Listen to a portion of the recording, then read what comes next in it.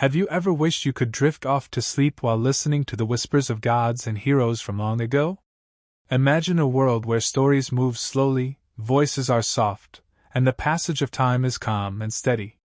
Tonight, we will explore ancient Greek myths, not for adventure, not for excitement, but to gently guide your mind into rest. Hello, and welcome to my YouTube channel. Tonight, we will slowly wander through the world of Greek mythology, telling stories that soothe rather than thrill. Each tale has been selected to relax your mind, help your thoughts slow, and ease you into sleep. Let your breathing become steady, your muscles loosen, and your mind float along the gentle currents of these ancient stories.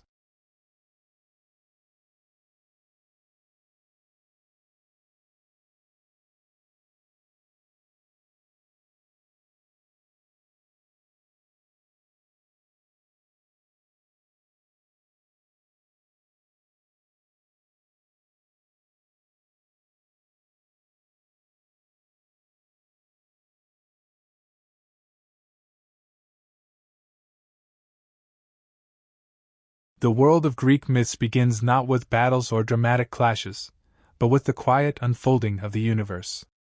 Before there were gods, before there was sky or sea, there was chaos. Not chaos as we understand it today, but a vast, silent emptiness, a blank canvas from which all things would eventually emerge. From chaos came Gaia, the earth itself, rising patiently into existence. She was solid and calm, a foundation upon which everything else would rest. Not long after, Uranus, the sky, stretched above her, vast and unchanging. From their union came the Titans, ancient beings who were embodiments of the natural world, forces that moved slowly, steadily, and inevitably. Among the Titans was Cronus, the god of time. Cronus was patient, yet he lived with quiet worry. A prophecy whispered that one of his children would one day overthrow him. In response, he swallowed each child at birth, hiding them within himself. Life continued, but it moved with a certain heaviness, as if the world itself was waiting. Rhea, Cronus' wife, chose a path of careful resistance. When Zeus, her youngest, was born, she hid him away on the island of Crete. There, he was raised in secrecy, nourished by goats, and lulled to sleep by the wind through olive groves. Time passed slowly, as it always does, and eventually Zeus returned to fulfill the inevitable prophecy. Cronus was overthrown, not through chaos or fury, but through the quiet unfolding of destiny. Zeus became the king of gods, ruling from Mount Olympus. But Olympus was not always thunder and lightning.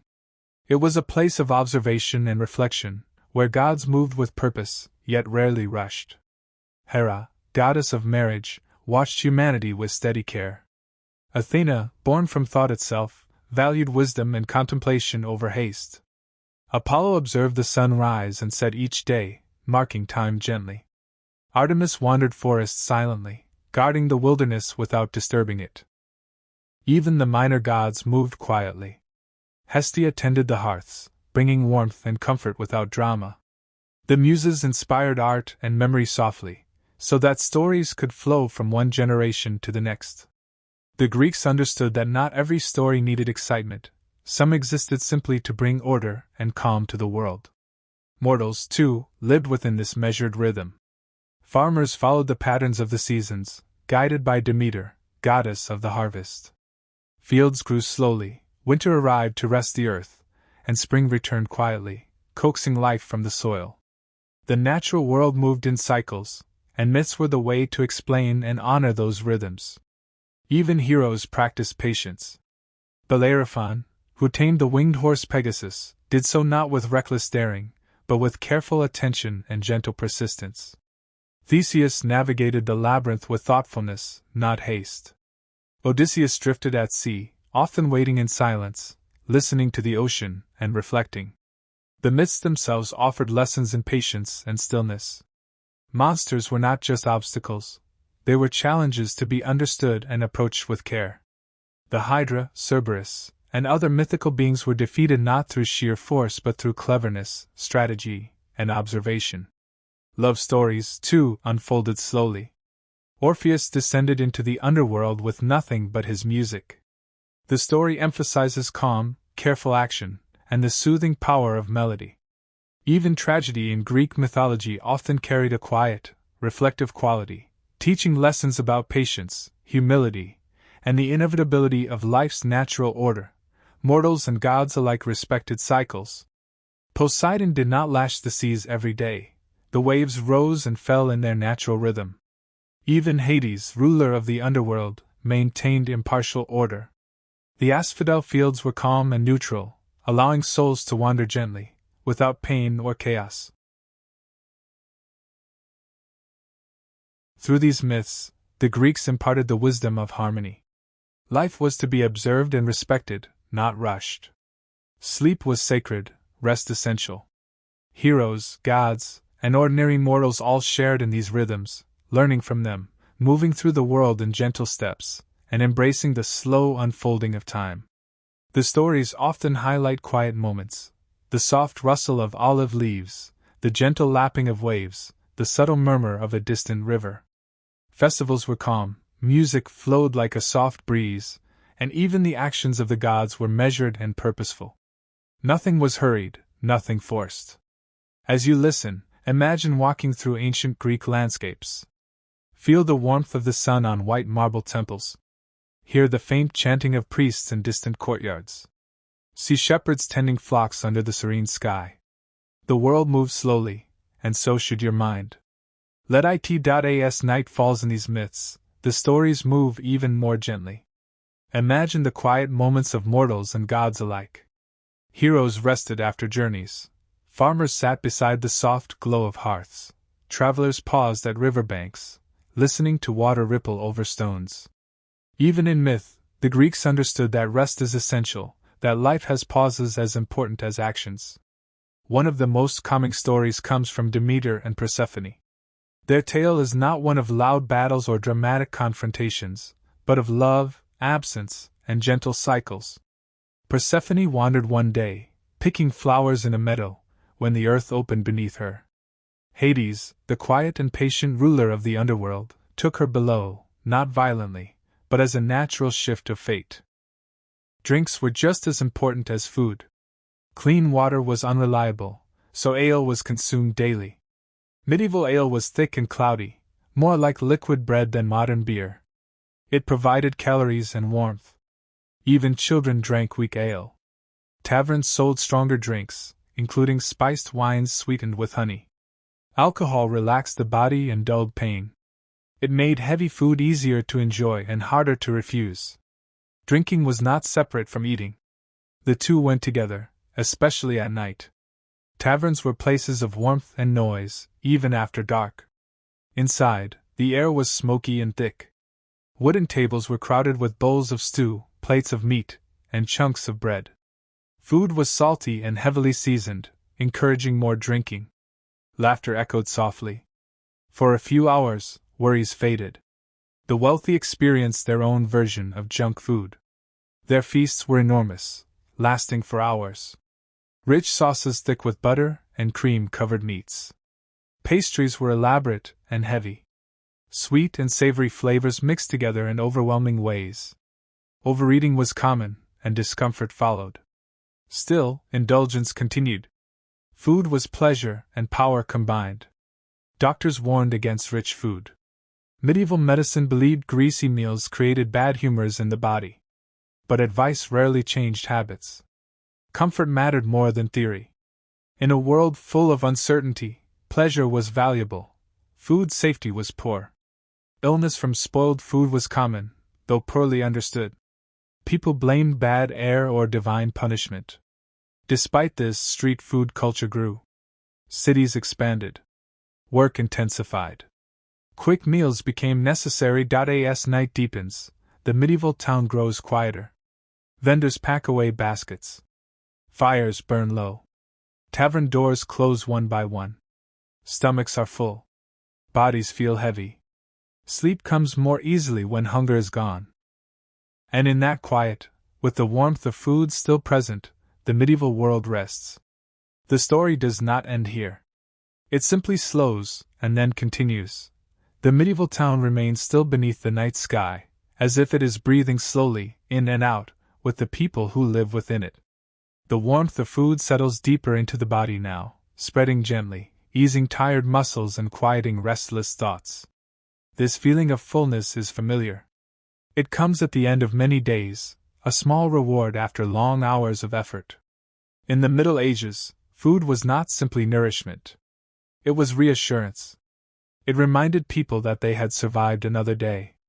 That they were safe, at least for the moment. Junk food, in its medieval form, played a quiet but important role in this feeling. Street food was woven into daily life. Vendors appeared where people naturally gathered. Near bridges where travelers crossed. Outside city gates where workers returned at dusk. Near churches after services. And always near taverns, where warmth and light spilled out into the street. These sellers knew what people wanted. Food that was hot. Food that was filling. Food that required no waiting. Many medieval people did not cook every evening. Fires took time to build. Fuel was precious. After a full day of labor, it was easier to buy food already prepared. This habit slowly shaped a culture of convenience, one that feels surprisingly familiar even now. Pies continued to dominate this world of easy meals. Some pies were small, meant for one person. Others were large, cut into portions. The filling varied constantly, depending on what scraps were available.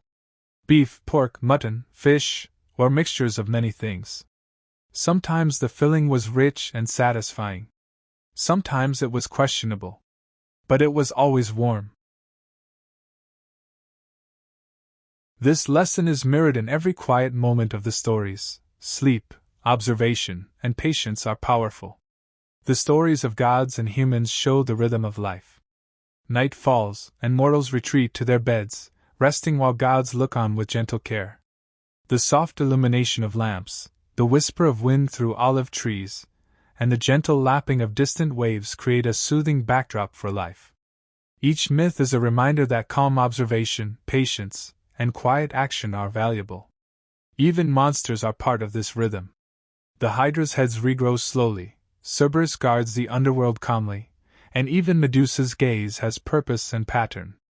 These stories illustrate that danger is often methodical, not chaotic, and patience is key to understanding and overcoming challenges. The cycles of the seasons, the changing of the sun, and the flow of rivers provide a constant backdrop to these tales. They remind mortals of life's rhythm, the inevitability of rest, and the quiet beauty in repetition. Mythology teaches that even great deeds benefit from reflection, and even small actions contribute to the world's harmony. Greek myths also teach the importance of gentle observation. Heroes who rush are often defeated, those who wait, who think, who observe, succeed. Life itself moves slowly, and myths honor this pace. Sleep, contemplation, and patience are recurring themes throughout these ancient tales. As we move further into these myths, consider the quiet lives of gods and mortals alike. Even mighty heroes, celebrated for their daring and courage, had times of stillness. Perseus, before facing Medusa, spent days observing, learning, and preparing. He did not rush. Each step, each thought, each plan was deliberate. The myth teaches patience. Even in challenges, calm reflection is essential. The story of Hercules, often remembered for his incredible feats, also includes moments of quiet labor and steady perseverance. The 12 labors were not just tests of strength, they were slow journeys requiring thought, timing, and endurance. Even when performing great deeds, Hercules moved with a steady, measured pace. The myths remind us that true power is found in persistence and patience, not in hurried action. Let us return to the gods. Hermes, the messenger, glided softly between the worlds of gods and mortals. He was rarely loud or imposing, his work was delicate, precise, and fleeting. Artemis wandered forests silently, guarding animals and travelers with calm observation rather than dramatic intervention. Athena, goddess of wisdom, provided guidance with quiet words, encouraging mortals to think and reflect. Even Apollo, who drove the sun across the sky, did so with a serene, unwavering rhythm. In the mortal world, life unfolded gently.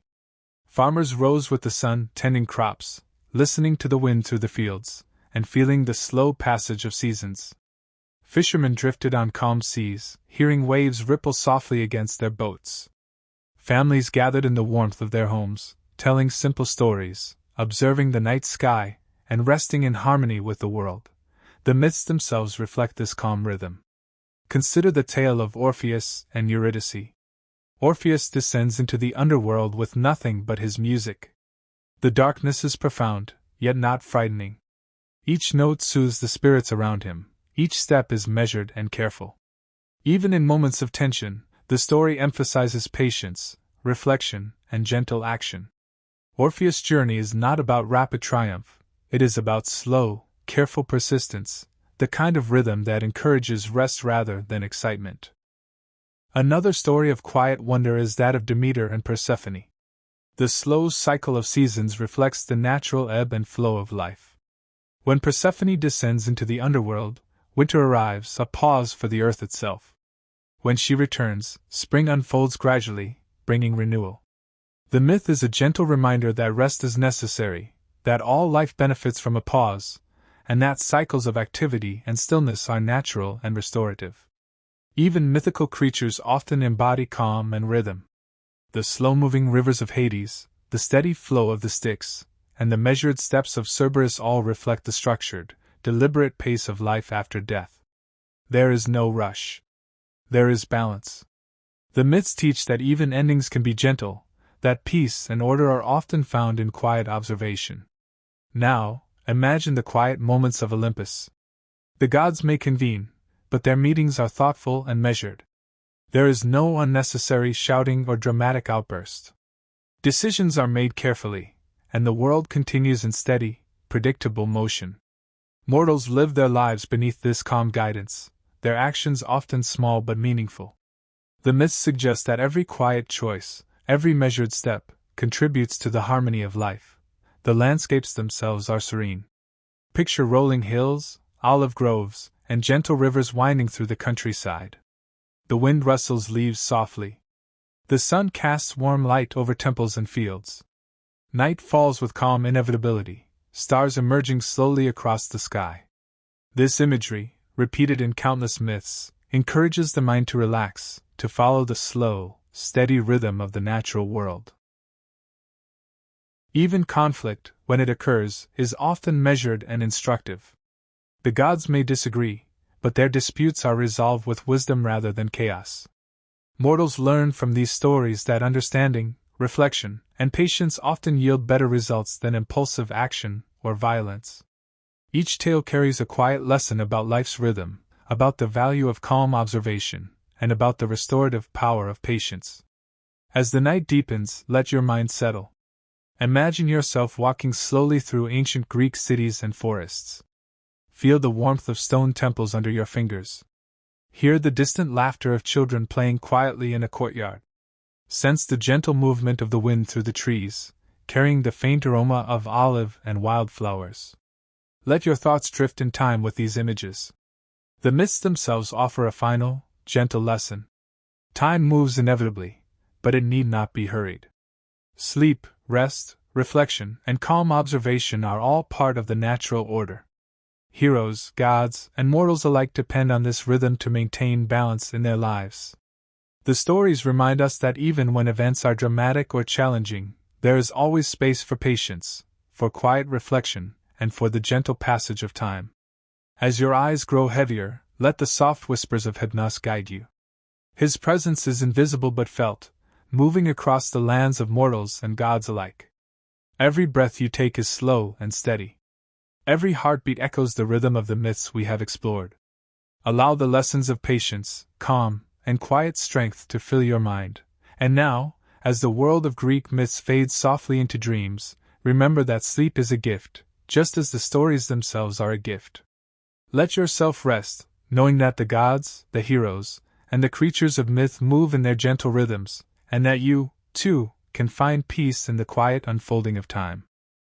The world of Greek myths begins not with battles, but with the quiet unfolding of the universe.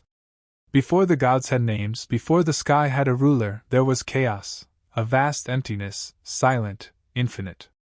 From this calm nothingness emerged Gaia, the earth, steady and patient. She rose without hurry, like a stone slowly warmed by the sun, solid and unyielding. Gaia gave birth to Uranus, the sky, who stretched above her like a soft, blue blanket. From their union came the Titans, ancient beings who embodied the forces of nature. They moved slowly and steadily, representing rivers, mountains, and the inexorable flow of time. Among them was Cronus, the god of time, who ruled patiently but feared the prophecy that one day his child would overthrow him. Cronus swallowed each of his children at birth. Life continued, but with a subtle heaviness, a slow tension in the natural order. Rhea, his wife, chose quiet resistance. When Zeus, her youngest, was born, she hid him on the island of Crete, where he was nurtured by goats and soothed by the soft winds through olive trees. Time passed gently, and eventually Zeus returned, fulfilling the prophecy not through chaos, but through inevitability. Zeus became king of the gods, ruling from Mount Olympus. Yet Olympus was not always thunder and lightning. It was a place of reflection, observation, and deliberate thought. Hera, goddess of marriage, watched humanity calmly. Athena, born from thought itself, guided with wisdom rather than force. Apollo moved the sun across the sky with steady rhythm. Artemis wandered forests silently, protecting animals and travelers with gentle observation. Minor gods contributed to this calm balance. Hestia tended hearths quietly, bringing warmth and comfort. The Muses inspired memory, art, and music, ensuring stories could flow gently from one generation to the next. Even Hermes, the messenger, moved quickly but silently, delivering words and ideas without creating chaos. Mortals lived in harmony with these rhythms. Farmers followed the seasons under Demeter's guidance. Crops grew slowly, winter arrived as a pause for the earth, and spring unfolded gently, coaxing life back into the fields. Shepherds guided flocks along quiet rivers. Fishermen drifted on calm seas, their boats rocking with the steady pulse of the waves. Every action was measured, deliberate, and connected to the natural cycles around them. Even the heroes practiced patience. Bellerophon tamed Pegasus through careful understanding, not reckless daring. Theseus navigated the labyrinth with observation, listening for echoes and moving step by step. Odysseus spent long periods at sea drifting with the current, reflecting and observing. Greek myths teach that patience and thoughtfulness are often more powerful than hasty action. Love stories, too, move slowly. Orpheus descended into the underworld with only his music, guiding shadows with gentle melody. Persephone's cycle between the underworld and the earth created winter and spring, teaching that rest and renewal are natural and necessary. The myths show that calm, measured actions are often more meaningful than grand gestures. Even monsters follow natural rhythms. The Hydra's heads grow back slowly. Cerberus guards the underworld methodically. Medusa waits alone, patient, in her isolation. Challenges in the myths are rarely chaotic. They follow patterns that can be understood and navigated with care. Imagine Olympus at twilight. Gods gather, but there is no shouting. Decisions are made deliberately, with reflection. Mortals live beneath their watchful eyes, learning from both the quiet guidance and the gentle examples of divine patience. The natural world mirrors these lessons. Poseidon's waves rise and fall rhythmically, rivers move steadily, forests breathe with a calm, constant life. Mortals lived in harmony with these rhythms. Farmers followed the seasons under Demeter's guidance. Crops grew slowly, winter arrived as a pause for the earth, and spring unfolded gently, coaxing life back into the fields. Shepherds guided flocks along quiet rivers. Fishermen drifted on calm seas, their boats rocking with the steady pulse of the waves. Every action was measured, deliberate, and connected to the natural cycles around them. Even the heroes practiced patience. Bellerophon tamed Pegasus through careful understanding, not reckless daring. Theseus navigated the labyrinth with observation, listening for echoes and moving step by step. Odysseus spent long periods at sea drifting with the current, reflecting and observing.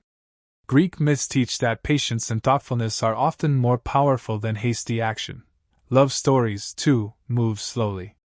Orpheus descended into the underworld with only his music, guiding shadows with gentle melody.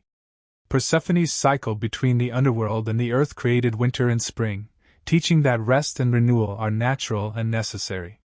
The myths show that calm, measured actions are often more meaningful than grand gestures. Even monsters follow natural rhythms.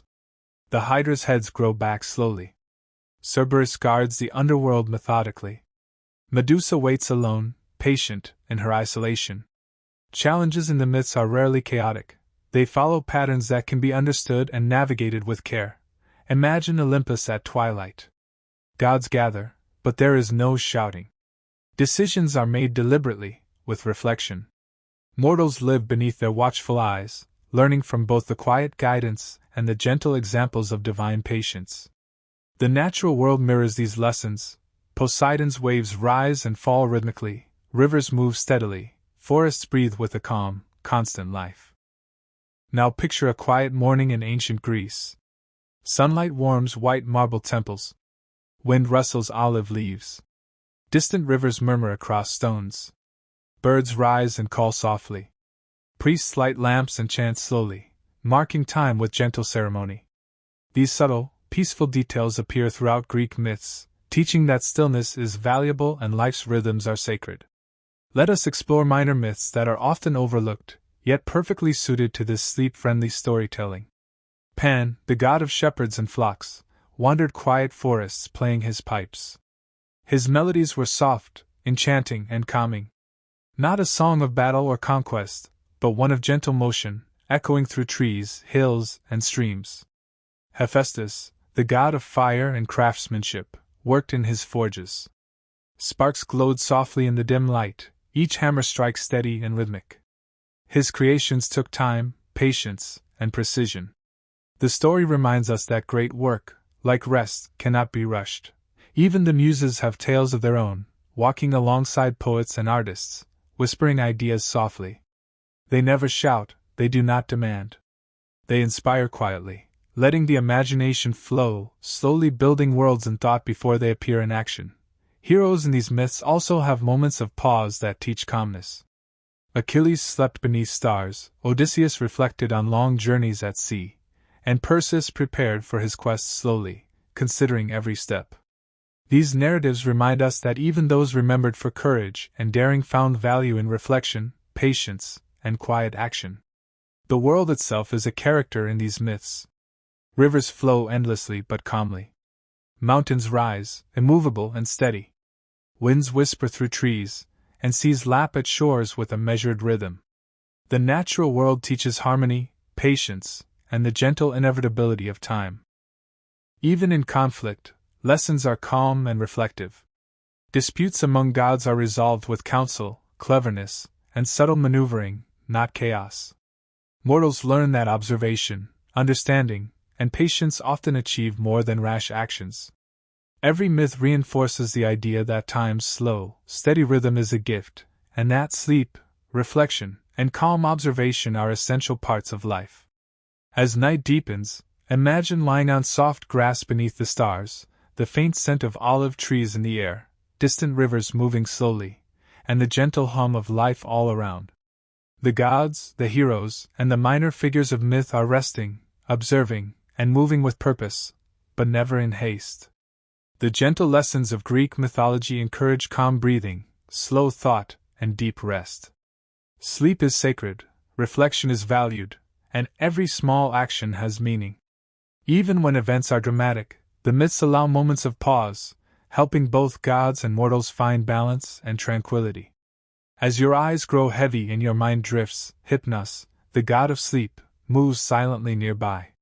His presence is soft, invisible, yet undeniably comforting. Each breath you take matches the rhythm of the myths, steady, calm, and restorative. The stories have lulled you into a quiet understanding of time, patience, and gentle action. And so, as Greek myths fade slowly into dreams, know that sleep is natural, the world moves in harmony, and every quiet moment matters. Let yourself rest now, carried gently by the slow, steady pulse of the ancient stories. The stars above, the wind in the trees, and the flowing rivers all remind you of the calm rhythm of life. Tonight, Greek myths are not meant to excite, they are meant to soothe. Let them guide you softly into rest, knowing that the gods, heroes, and creatures of legend move in gentle rhythms, and that you, too, can find peace and calm in the slow, unfolding passage of time. The stars above, the wind through the trees, the soft murmur of rivers, they all exist as reminders of the slow, enduring rhythms of life. And as your mind drifts further into rest, carry with you the calm, measured lessons of these ancient stories. Patience, reflection, and gentle observation are powerful, and even the smallest quiet moments hold meaning. Tonight, Greek myths are not meant to thrill. They are meant to soothe, to guide, to help you drift gently into sleep. And as you rest, imagine the gods smiling softly, the heroes dreaming peacefully, and the world itself resting in harmony.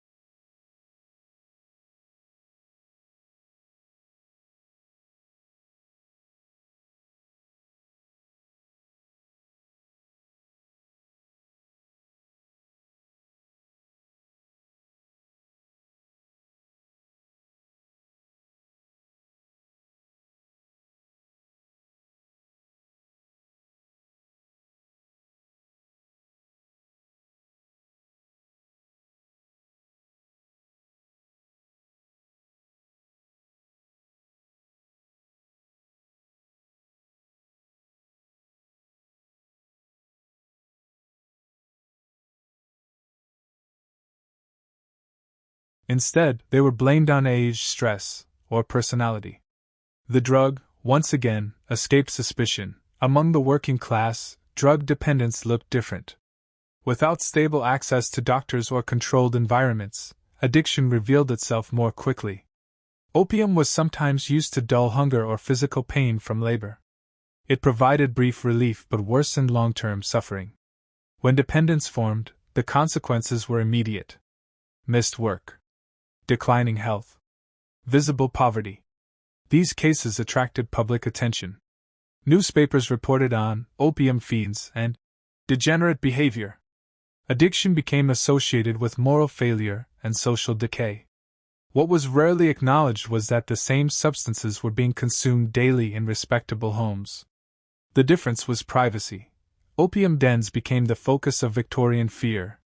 Often located in areas like Limehouse, these establishments were associated with Chinese immigrant communities. Though their actual numbers were small, their cultural impact was enormous. Newspapers sensationalized them. Novels depicted them as dark, exotic, and dangerous. Middle-class Victorians imagined them as places where morality dissolved and civilization itself was threatened. This narrative served an important purpose. It allowed society to externalize the problem. Drug use was framed as something foreign, criminal, and corrupting, not something rooted in respectable medicine and British industry. The opium den became a symbol, distracting attention from the chemist shop on the high street. As drug use expanded, so did tragedy. Children accidentally overdosed on soothing syrups. Infants failed to wake. Toddlers drank from unlabeled bottles. These deaths were often recorded as natural causes.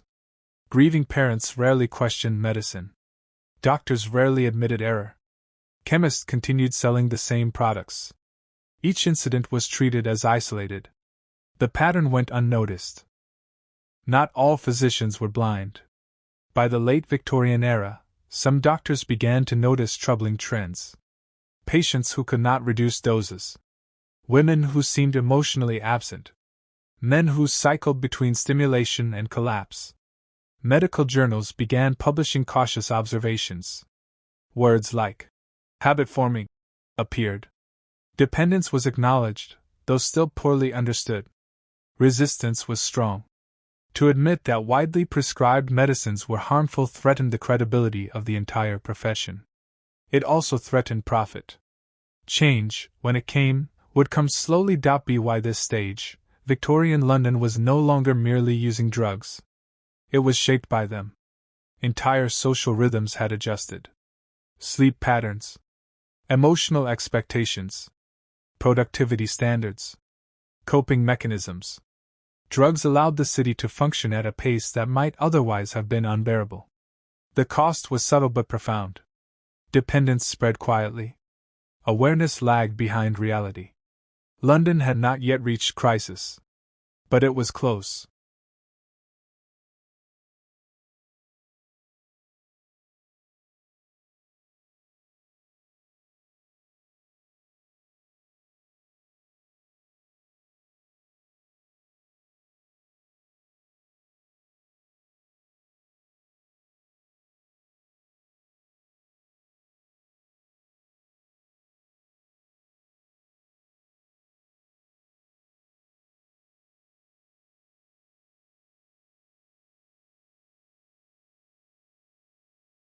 By the closing decades of the 19th century, the city that had quietly medicated itself was beginning to confront its own reflection. The substances that once promised calm, relief, and comfort had begun to reveal their costs. London could no longer pretend that all was well behind closed doors, or that the hidden dependencies in respectable homes were harmless curiosities. It began slowly, as most truths do. Doctors, who had long trusted the effects of laudanum, morphine, and later cocaine, began to notice patterns. Patients returned repeatedly, not cured but in need of larger doses. Sleep no longer came easily, even with medication. Emotional fragility persisted. Occasionally, sudden collapses or fatalities brought attention to the substances themselves. For women, the realization was quietly devastating. Generations had been prescribed opiates for conditions ranging from childbirth to mild anxiety. Entire households had absorbed the medicine as a daily fixture. Many had learned to rely on it not only for pain but for emotional survival. The very tools meant to sustain life had become chains, invisible but unrelenting. Medical journals began to discuss the phenomenon cautiously. Words such as habit-forming tolerance and dependency appeared in print, though they were still treated as secondary concerns. Addiction was not yet fully recognized as a medical condition. It was something that happened to weak characters or ill-disciplined patients. Still, for the first time, some physicians began to acknowledge that the medicine itself could be dangerous. They published case studies showing women debilitated by chronic laudanum use, men suffering from overstimulation due to cocaine, children harmed by unregulated syrups. Even prominent writers and intellectuals became cautionary examples of how chemicals could subvert health and creativity.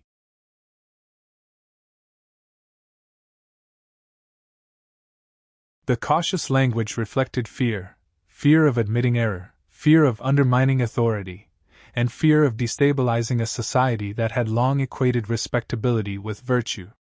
Medicine had promised solutions, and those solutions had worked well enough to delay scrutiny.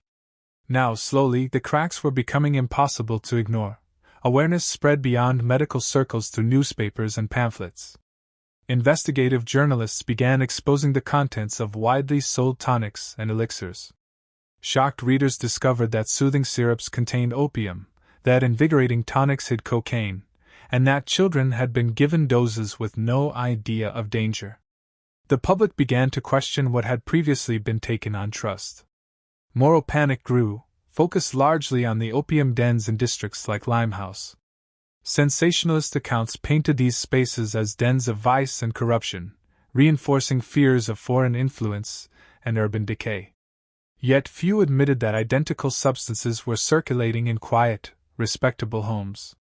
The scandal of visible use masked the far more insidious, invisible dependence in society's center. Parents worried about accidental poisonings.